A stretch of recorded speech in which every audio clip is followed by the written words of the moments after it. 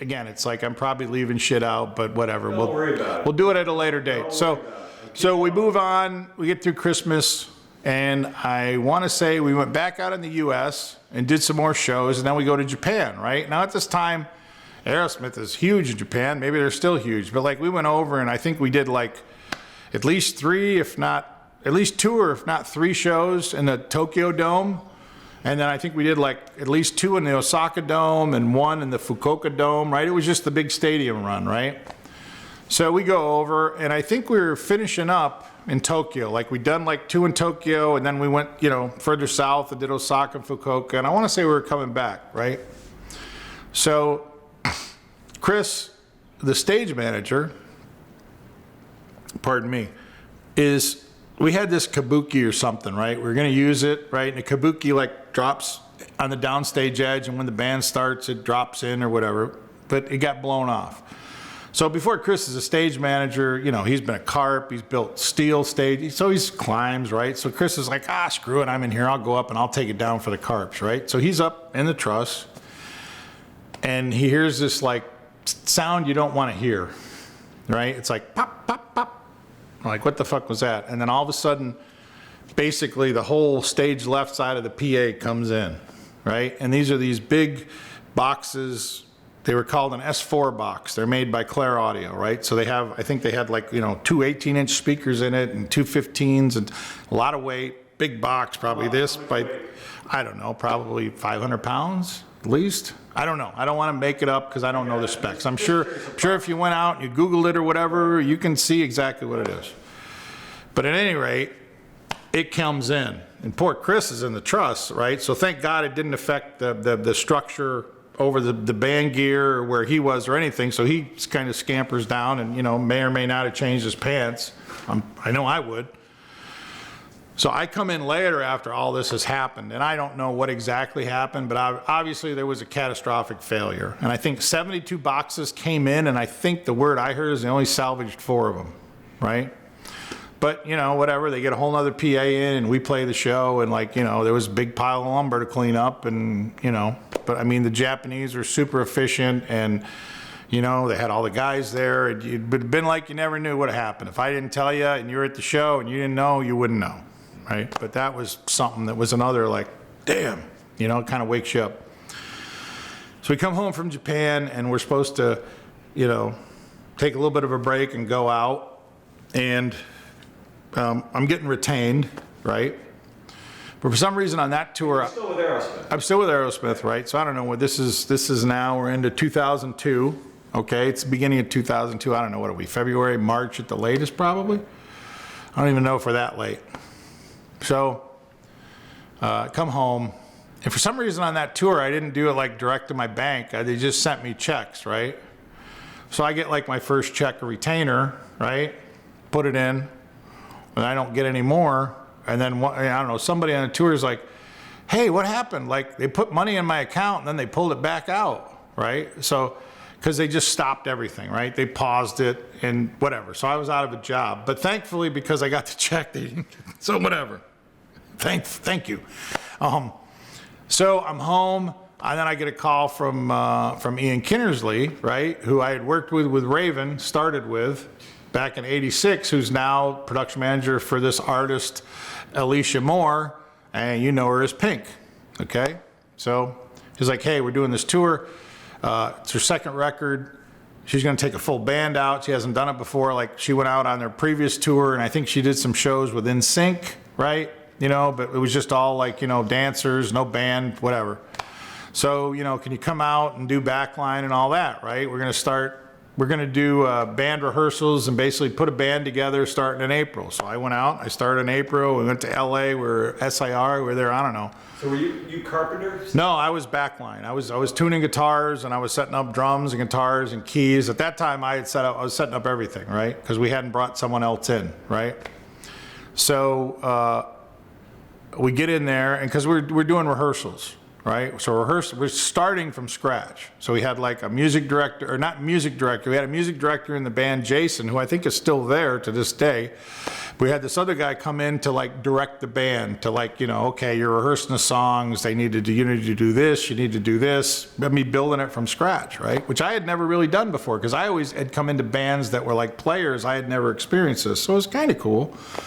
So originally they were just going to like rent gear from SIR to use, and then it was like, no, we're going to buy our own gear. So now I've got to build, all the snakes for the keyboards and all this stuff, right? Which is fine. I love doing it, right? And when you say a snake, what is that? oh, so it's like, cable, right? So let's say you've got 2 or 3 keyboards, right? Well, you have to get the outputs usually in stereo from those, and then in that case, instead of having all these DIs, you'll run it back to a little mixer, and then you'll take like a stereo DI out instead of having like individual DIs for each keyboard. Everybody does it differently, right? But we did it that way so that we also incorporated that mixer into each keyboard player could use it.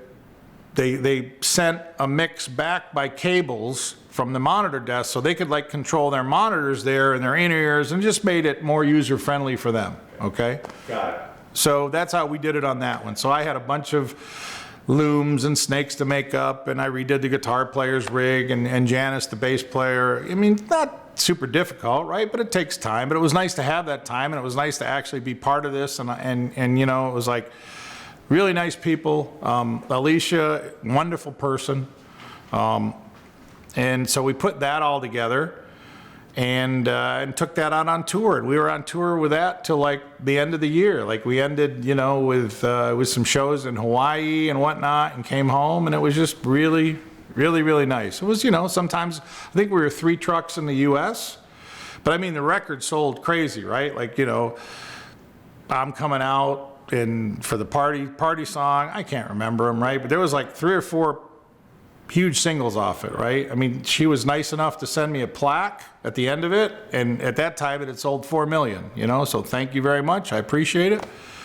But just a wonderful person, like you always know where you stood with her, right? She'd come to you and just be like, hey, this is wrong. It wasn't somebody else, it was her, right? It wasn't like she talked to the tour manager and now he talked to the production manager and now he's talking to her. She's just, hey, this is fucked up or whatever, right? So all respect to her, just a wonderful, wonderful person. I'm grateful to have spent that time with her and worked with her. But again, we did mostly in the U.S., went to Europe a little bit, and she's very popular in Australia and New Zealand, remains to this day. I mean, my God, she goes down there and spends like 2 months touring in Australia. I don't know anybody who does that, right? Like, I was just down there and what did we do, 3 weeks, 3.5, maybe 4, whatever, nothing like her. So let's see, that takes me through 2002. And again, like we talked about, I'm just kind of skimming through here to get it done. So let's see, 2003, it was slow in the beginning of the year. And then I get a call from my buddy Tony DiLeonardo, who I worked with Megadeth in '90. He was Mustaine's guitar tech. And I knew he had started working with Third Eye Blind. Then like 97, when I think I talked about going to see the show and my kid getting on stage with Smash Mouth, right? Well, Third Eye Blind closed that show, right? And so he's like, hey, I'm out with this band, still with Third Eye Blind. We need a guitar player for Steven, or guitar tech. Can you come out and do it? And I'm like, yeah, I got nothing going on. So I went out, and a guy by the name of Andy Batty was doing it, who had been James Hetfield's tech forever, really good tech, right? So he stayed out for like 2 or 3 days. There was a little bit of like switching you had to do and whatnot. So I got it, and he left, and we continued on,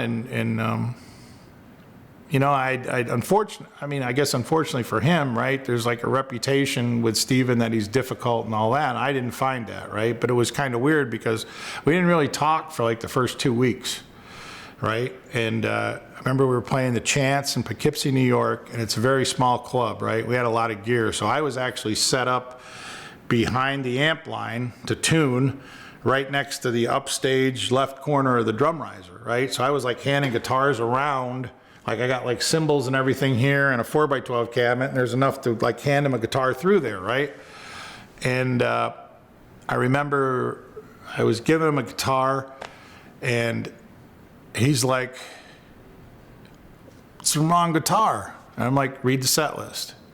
because it was a right guitar. It's my job to make sure he gets the right guitar, right? And it seemed like after that, then we started talking and whatnot, but it was like it took that little moment to like, okay, you're paying attention, you know what I mean? And that's fine, that's no problem, but I mean, I had a blast working with him, you know?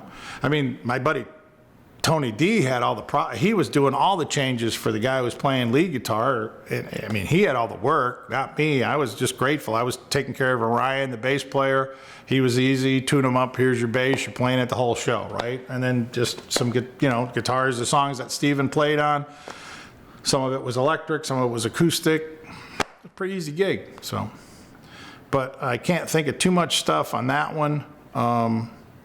So let's see, that takes us into, I left them to go do, I think it was Whitesnake, or that was Chris Roberts. Chris Roberts called me up, he's like, hey, I need a stage manager on Whitesnake, because he was doing production. I want to say that was like his first production gig, and he's gone on to production manage a ton of acts, right? Done very good, successful. So it's like, hey, I want you to come stage manage Whitesnake. We're doing this Rock Never Stops tour. So it was Whitesnake,